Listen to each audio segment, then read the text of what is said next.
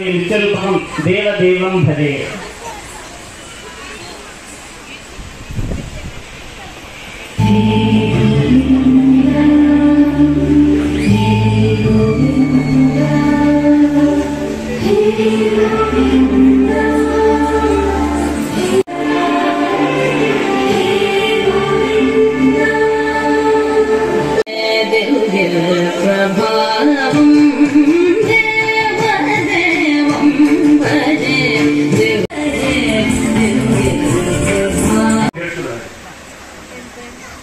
విద్యార్థులు చదువుకున్నప్పుడు నాలుగు నటన గీతతో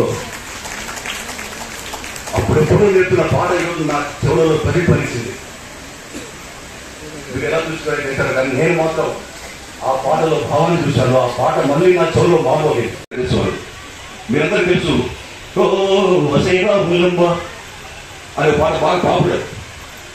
అందులో సినిమా పరిశ్రమలో ఏదైనా పాట రాస్తున్నప్పుడు ఒక నలుగురు రైటర్లు కూర్చొని డిస్కస్ చేస్తూ కొత్త కొత్త పదాలు, కొత్త భావాలతో ఆ పాటను ఎలా తయారు చేయాలి, ఎటువంటి భావం చెప్పాలని రాపుతారండి. ఉంది. ఐఏఎస్ ఆఫీసర్ల కొరత చాలా ఉంది. ఐఏఎస్ ఆఫీసర్లు ఉన్నా కానీ మంచి ఆఫీసర్ల కొరత చాలా ఉంది. మీ పిల్లల్ని అక్కడి దాకా తీసుకెళ్ళి ఎప్పుడన్నా మీ పిల్లలు ఇక్కడికి గెస్ట్ గా వచ్చినప్పుడు మేము బయట వెళ్ళేటప్పుడు మీ పిల్లల ఫోటోలు చూసి నేను సంతోషపరిచే విధంగా మీరు చేయాలని కోరుకుంటున్నాను. మీ సినిమా నటులుగా కానీ సినిమా రంగంతో పరిచయం ఉంటే ప్రతి నిమిషం పైసలు లెక్క పెడుతుంటారు. మీరు ఫలానా దగ్గరికి పోతే నాకు కనిపిస్తారు, ముందని చెప్పండి అడుగుతారు. కానీ కమలా డ్యాన్స్ అకాడమీకి ఒక ప్రత్యేకత ఉంది. అదేంటంటే మొదటి వార్షికోత్సవం నుంచి 6వ వార్షికోత్సవం వరకు ఎవ్వరు కూడా రూపాయి తీసుకోకుండా వచ్చారు. అది సిద్ధాల అశ్వత్థేజ గాని. ఫిబ్రవరిలో శివరాత్రి సందర్భంగా నేపాల్లో నాకు ఒక కార్యక్రమం వచ్చింది. వాటికైతే సురేఖ గారిని సభాముఖంగా ఆహ్వానిస్తున్నాను. ఎవరితో చర్చలు ఎవరైనా చేసినట్లయితే ఆ ప్రోగ్రామ్ లో చేయిస్తాను. ఎట్లాగైనా అమెరికా గట్ట మీద కాలు పెట్టవలసిందే, అక్కడ ప్రోగ్రామ్ చేయవలసిందే, అది ఆయనకి ఆన్లైన్ లో చూడవలసిందే. శక్తి అనేది వస్తుంది.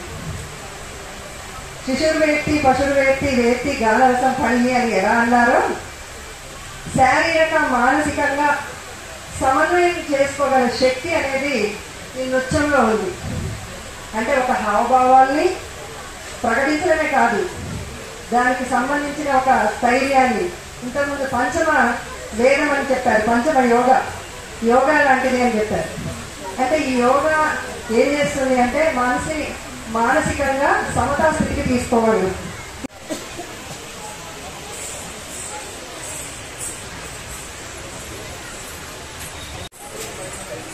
నికీషా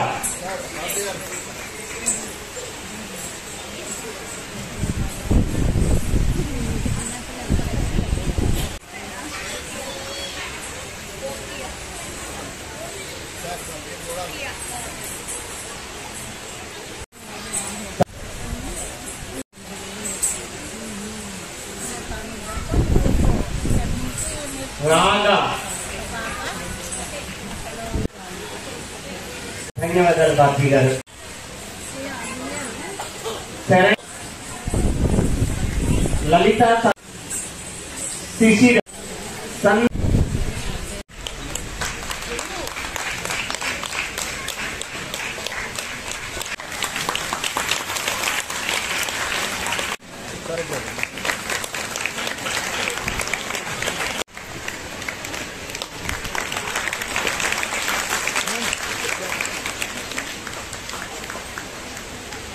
సురేఖ నిలబడ. సురేఖ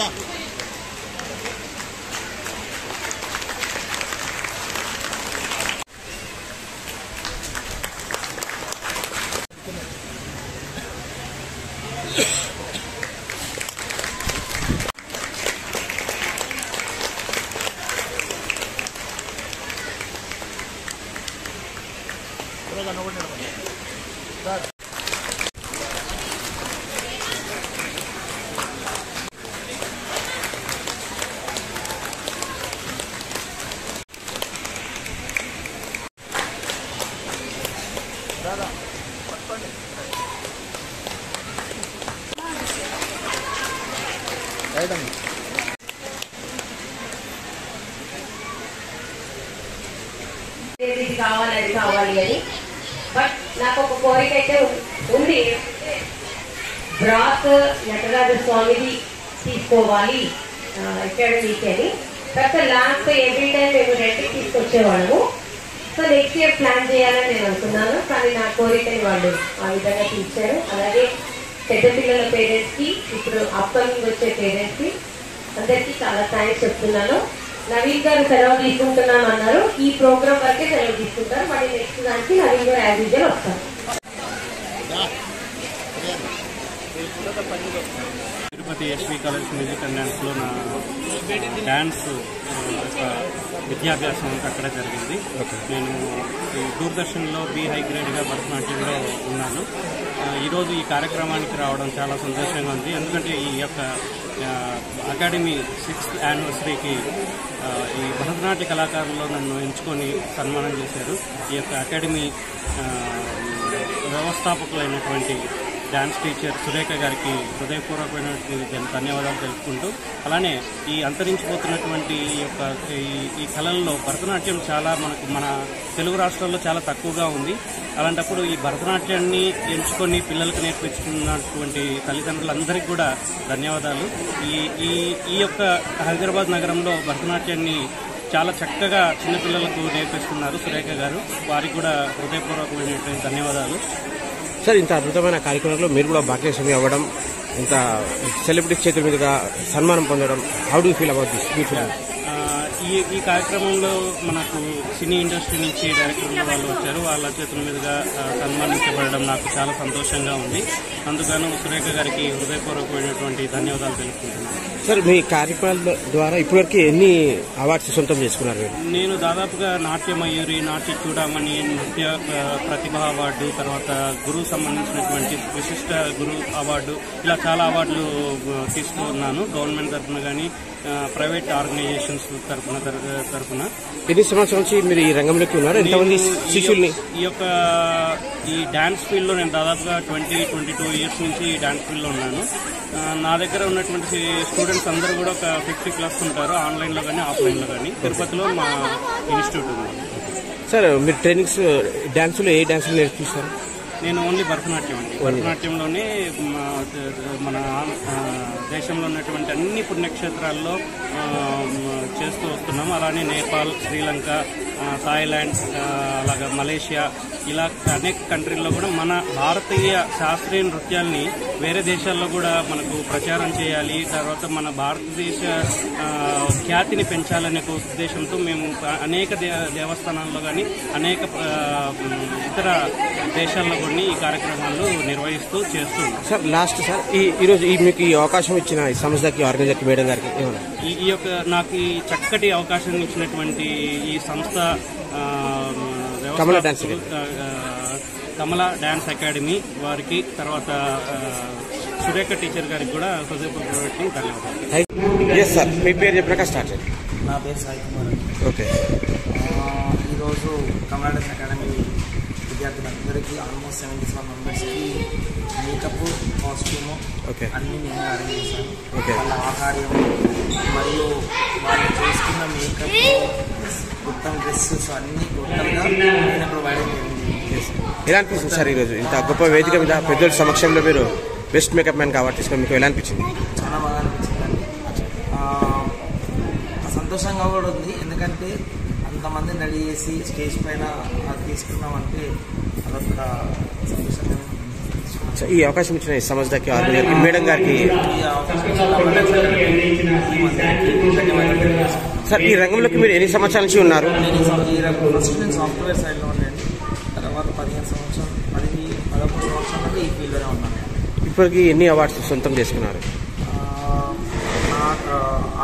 అలంకార ప్రవీణ గవర్నమెంట్లో తీసుకున్నాను.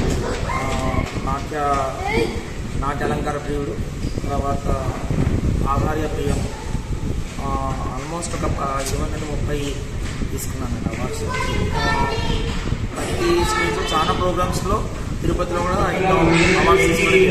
ఎంతమంది మీ టీం వర్క్ మీతో? ఈరోజు మొత్తం నా టీము 30 మెంబర్స్. నాతో పాటు వర్క్ చేసిన వాళ్ళు ఇక్కడ 10 మంది చేశారు. 10 మంది మేకప్ మ్యాన్స్, మేకప్, డ్రెస్సింగ్ అంతా 10 మంది చేశారు.